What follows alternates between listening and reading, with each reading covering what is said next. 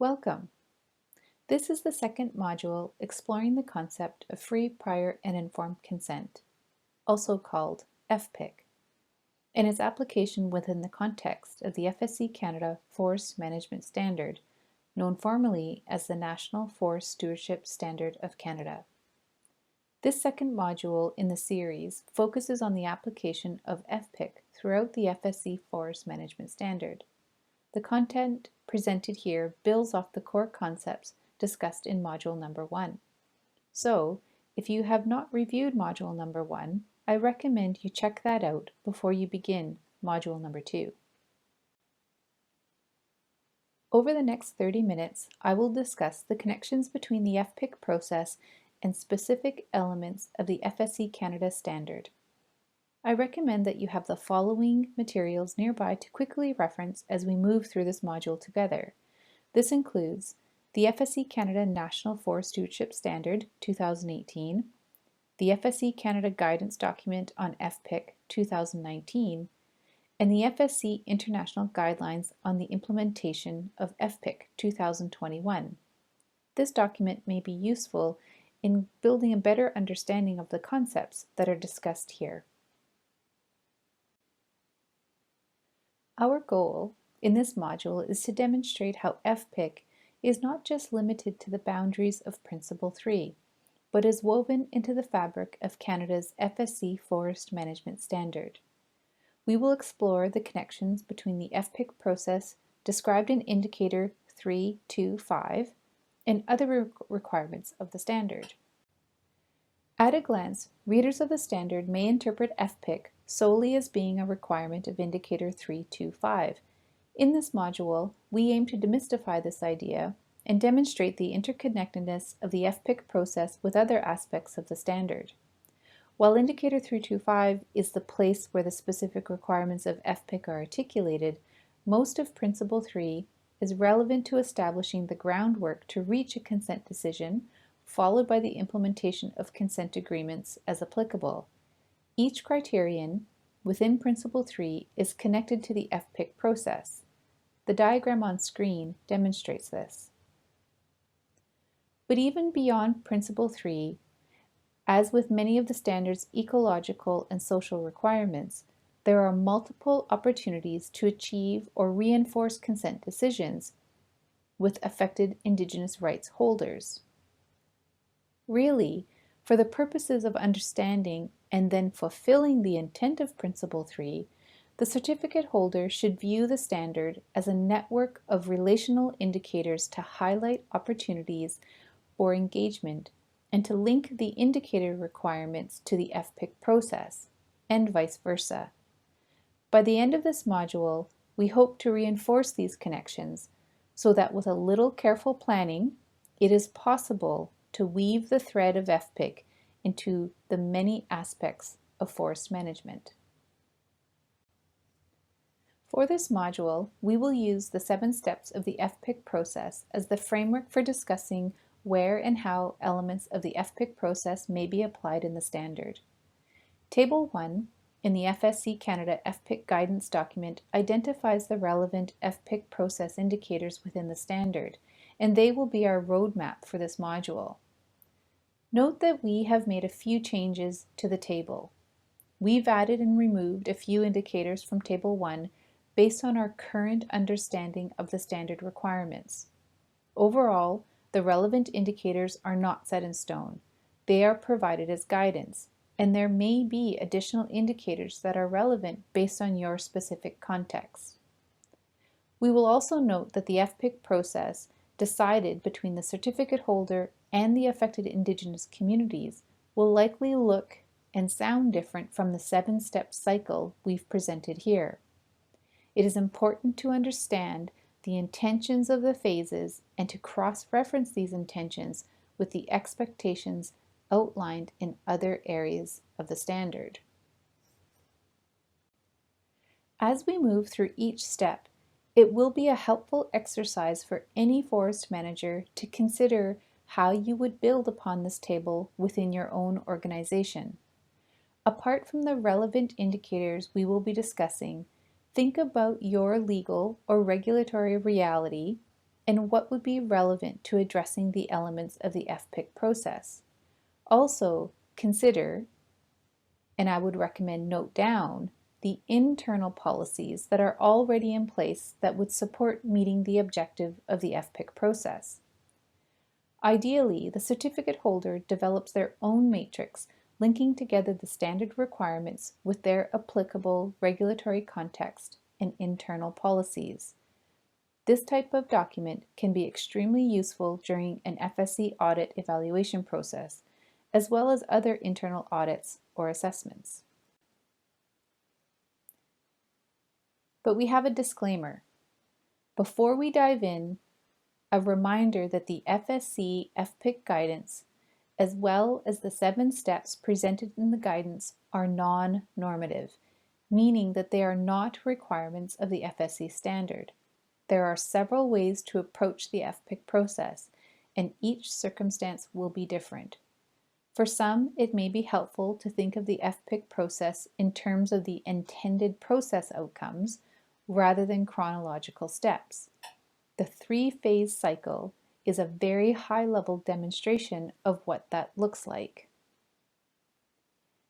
It is important to note that regardless of the language you use to describe the FPIC process, there still exists an association between Principle 3 and other aspects of the standard. This does not change. Step 1. Identify rights holders and their rights through engagement.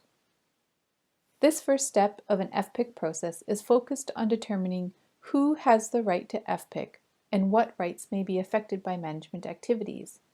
The FSC standard addresses these requirements in several Principle 3 indicators. They are provided on the screen in front of you.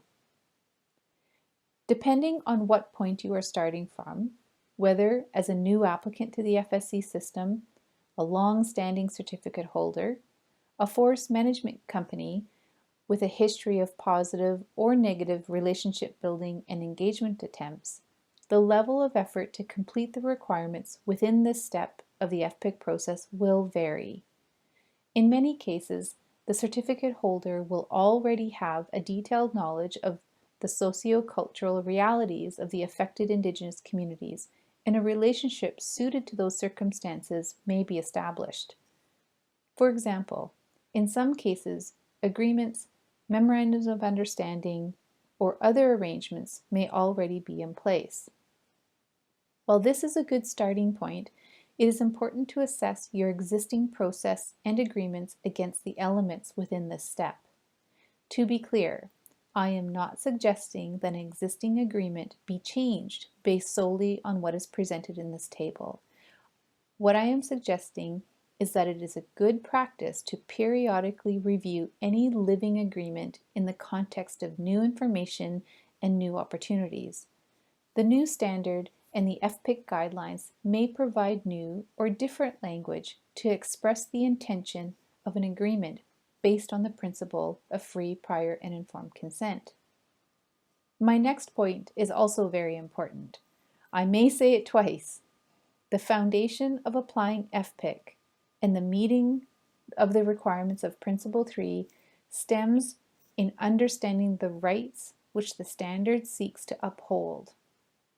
And I'm going to say it again.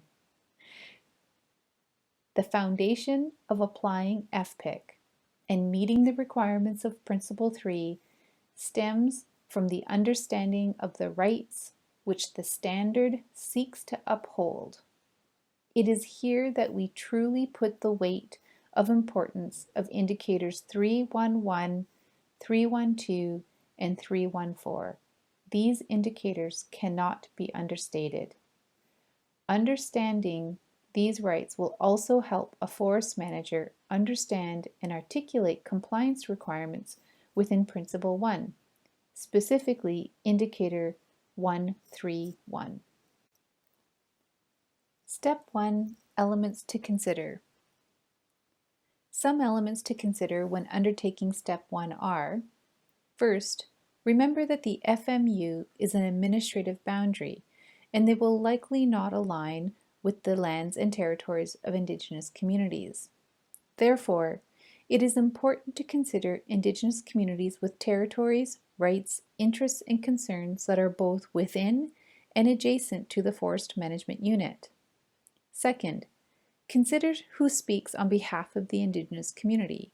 Or, stated another way, ask yourself, who are the decision makers?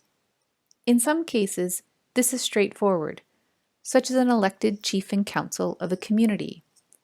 However, in some instances, there may be representative organizations, such as tribal councils, to whom the communities have delegated forest management planning authority to. Identifying, verifying, and documenting the decision-making institutions of affected Indigenous communities is critical to setting up a culturally appropriate approach to engagement. Step 2. Prepare for further engagement and agree on the scope of the FPIC process. Step 2 is focused on supporting the initial phase of an FPIC process and setting up the process for successful dialogue. You can see from the summary of relevant indicators on the slide that this step touches on many aspects of the standard. You don't have to worry about reading them all right now. We'll break them down further as we move through this module. In this step, however, the certificate holder gathers relevant information and builds or refines its understanding of the Indigenous communities affected by forest management activities in the Forest Management Unit.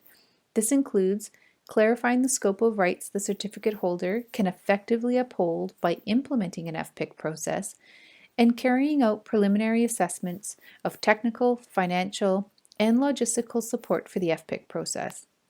As we discussed in Module 1, the International FPIC Guidance introduces an in-term agreement, referred to as a process agreement, to support early negotiations and the setting up of common ground engagement principles and expectations.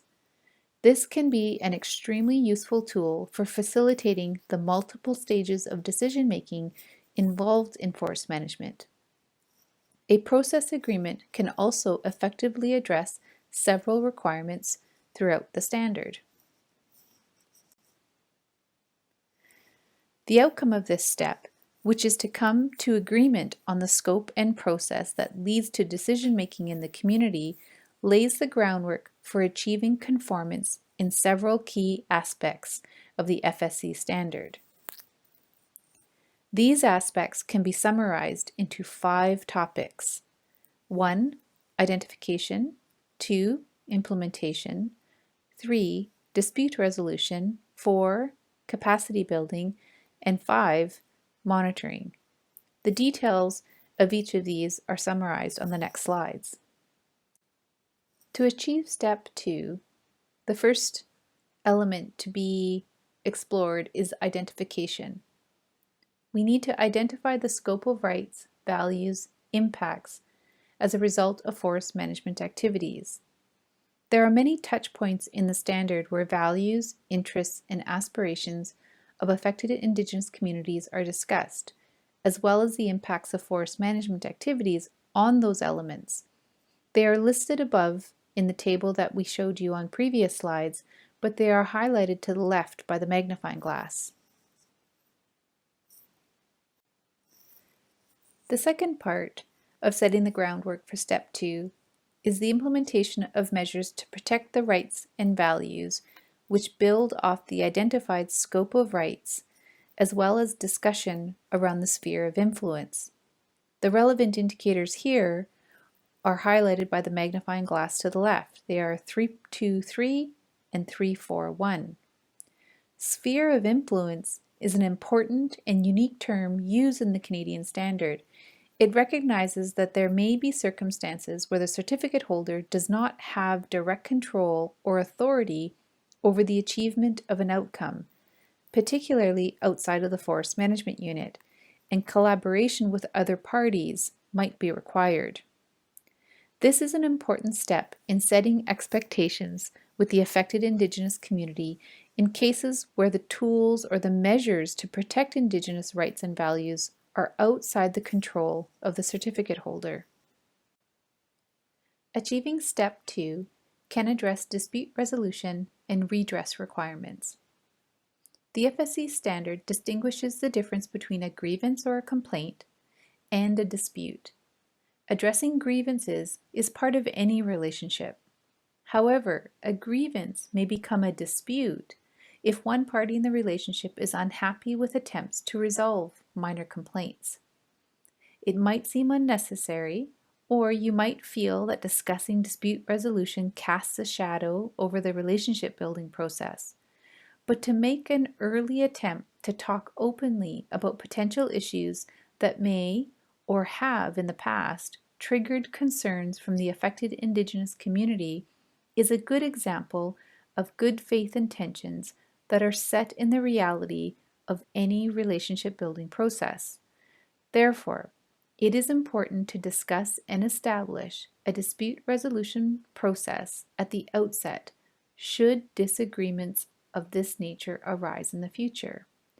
Dispute resolution and mechanisms for redress are very important tools that are used throughout the standard, but is specifically addressed in indicators 324, 325, and 342.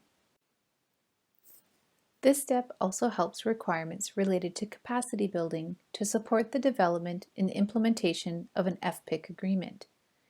Indicators 321, 322, 431, and 441 focus on building the capacity of the affected Indigenous community as a means to assist in their participation in forest management planning, as well as providing social economic benefits to the community. One of the key objectives of Step 2 is to carry out a preliminary assessment of the technical, financial, and logistical support requirements for the FPIC process. Remember, all parties are attempting to build their capacity. And by capacity, we mean a level of understanding or competency and ability to take action on the requirements of the standard. The certificate holder needs to consider their own capacity in determining what support and resources will be required. Be aware that there will be expectations that you, the certificate holder, will be committed to learning through an FPIC agreement. For example, the certificate holder will need to understand the culture, traditions, and values of the affected Indigenous communities. Understanding why certain species may be considered a higher priority for discussion to a community than, say, a government-listed species at risk is an example of what you might need to understand.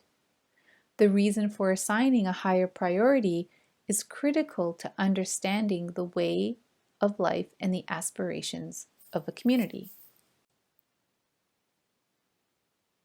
And finally, expectations around monitoring impacts of management activities should be addressed in this step, or in a process agreement if you decide to set one up. We will address the topic of monitoring further in Step 6 and 7. Before we move away from the idea of a process agreement, let's discuss the role such an agreement might have in moving an engagement process down the path of obtaining free, prior, and informed consent. From the certificate holder's perspective, a significant benefit of developing a process agreement is that it can be useful in demonstrating conformance to the FPIC indicator 325 if the FPIC agreement is still a work in progress.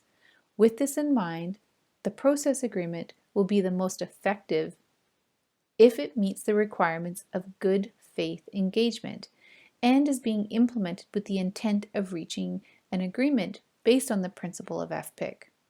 A reminder here to review the definitions of terms in the standard that have an asterisk.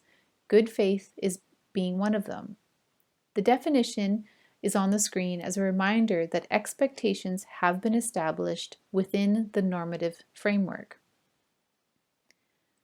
From the National Forest Stewardship Standard, the principle of good faith implies that the certificate holder and the affected Indigenous community make every effort to reach an agreement, conduct genuine and constructive negotiations, avoid delays in negotiations, respect concluded agreements, and give sufficient time to discuss and settle disputes.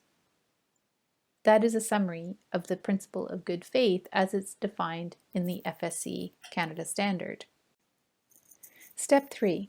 Undertake participatory mapping and assessments. In this step, the organization collects information regarding the environmental, economic, and social condition of the community. This is not unique to an FPIC process. In fact, it is here that we can see a tangible alignment between actions and information gathering done to fulfill other aspects of the standard and the FPIC process. This list provided here on the slide is a brief summary of the standard requirements related to Step 3 of the FPIC process.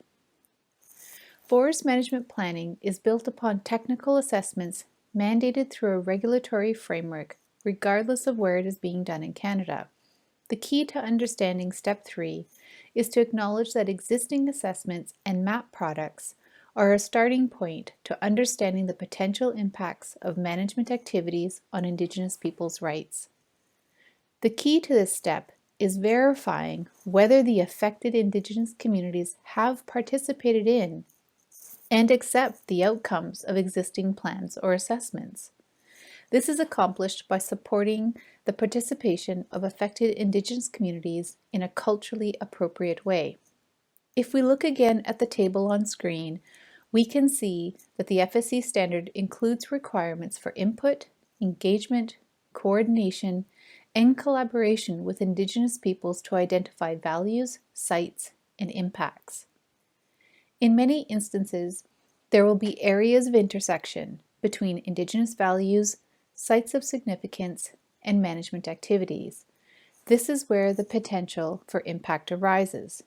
The guidance documents recommend collaborative assessments and information sharing practices that support the inform element of FPIC. Taking a fulsome view of the standard requirements when engaging Indigenous communities in this step can provide some efficiencies in the engagement process. Step 3 considerations. The concept of best available information is a phrase used throughout the FSC standard.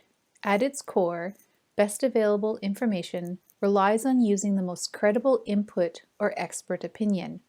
In the context of FPIC, it is important to acknowledge and respect the right of affected Indigenous communities to identify for themselves who they consider to be an expert on their environment, culture, processes, and institutions.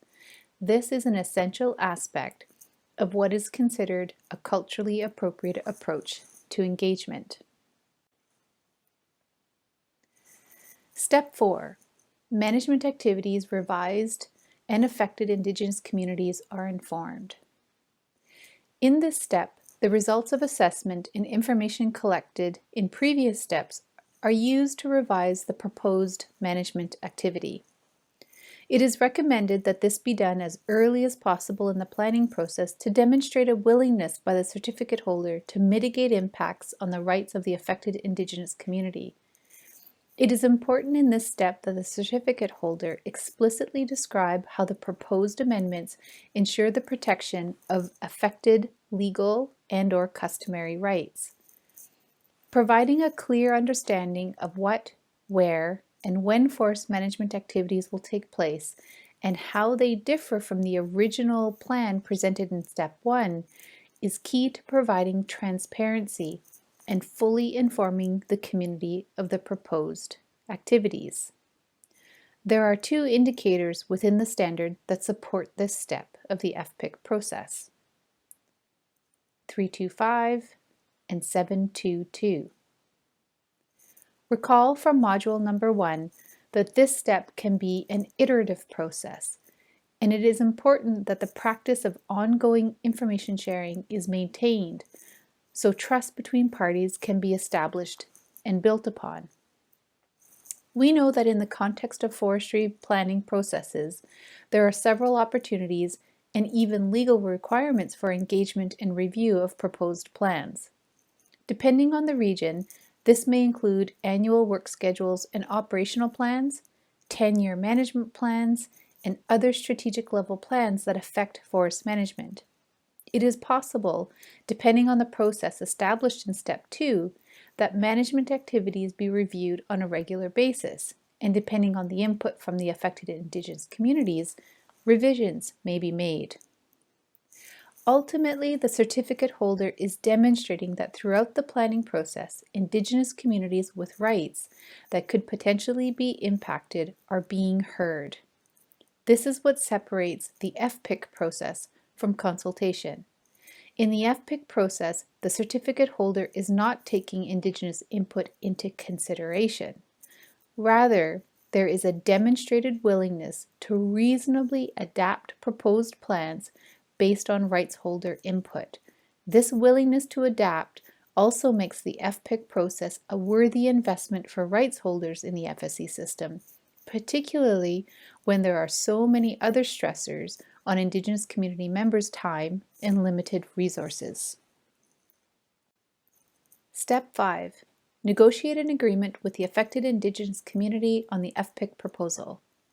The intention of this step is to highlight the expectation that, like all the process steps already mentioned, the terms and conditions of the FPIC agreement are negotiated in good faith and using the principles of free, prior, and informed consent. It is important to note here that if the government in your region is negotiating agreements with Indigenous peoples as part of their obligations in a government-to-government relationship, the certificate holder should not assume the terms and conditions of those agreements negate or substitute for the requirements of the FSC standard. It is the responsibility of the certificate holder to enter into a binding agreement with affected Indigenous communities as per the requirements of Criterion 3.3. Yes, government-to-government agreements may be acknowledged, and they may even provide a promising enabling framework for executing an FPIC agreement. However, it should not be assumed that it satisfies the underlying principles of FPIC. We can break Step 5 down into 3 parts: the negotiation process, obtaining consent, and creating the binding agreement. Obtaining consent and elements of binding agreements address several indicators within the standard. There are, however, no indicators specifically related to the negotiation process. In reality, negotiation starts in Step 1, when the forest manager first begins to identify Indigenous rights holders that may be affected by proposed management activities. Indicator 325, Subindicator 5, makes explicit reference to FPIC and the expectation that affected rights holders would be informed of their right to withhold or modify a consent decision. This means that from the outset, there is a reasonable expectation that the certificate holder has informed all Indigenous rights holders that may be affected by their management activities that they wish to enter into a negotiation process that respects and upholds their legal and customary rights through an FPIC process. This provides a good reminder that while the steps in the FPIC guidance are presented in a linear format, in reality, there may be overlap and parallel processes. There may also be setbacks, pauses, and restarts to the process, just like in any relationship building exercise. Another reality not discussed to any great length in either the Canadian or international guidance on FPIC is the fact that there may be more than one formal agreement between the certificate holder and the community at any point in time. An FPIC agreement may in fact be represented by a bundle of agreements. This may be based on existing, long-standing agreements or established and mutually agreed upon processes. Step 6, verify and formalize the agreement, and Step 7, implement and monitor the agreement. If an agreement is reached, then the last 2 steps highlight efforts to first, verify the FPIC process has been carried out according to the objectives set out by the certificate holder and the affected Indigenous community, and second, monitor the implementation of agreements. The details of both the verification process and ongoing monitoring should be clearly outlined in the agreement. Specifically, the binding agreement should include details on how verification process is addressed and how monitoring will occur. The FPIC process and the National Forest Stewardship Standard revisited. We've made it through the 7 steps of the FPIC process, highlighted other indicators within the FSC Canada standard that may be related to or support the implementation of the FPIC process requirements in Indicator 325. As we approach the end of this module, it is important to restate 2 important aspects of what it means to have a culturally appropriate engagement process. First, the process the certificate holder and the affected Indigenous community decide to implement may look different from the 7 steps presented here, and the language and specific circumstances of the management area will prevail and determine what that process looks like. And secondly, the process is not linear or always advancing from one step to the next. In fact, there may be pauses and breaks within the FPIC process that require the parties to move back to previous steps or phases of the engagement process. In Module 1, the FPIC process is represented as a circle to emphasize that the beginning and end of the process may be different for each circumstance. This concludes Module 2 on applying FPIC in the FSC Forest Management Standard for Canada. As mentioned, more details related to FPIC and the FPIC process steps can be found in the FSC Canada FPIC Guidance and the FSC International FPIC Guidance. It is important to restate that no 2 FPIC processes are alike. The guidance provided here and within these documents aim to assist in understanding the links between the FPIC process and the requirements of the FSC Canada Forest Management Standard. For more information and resources, please refer to the FSC Canada website.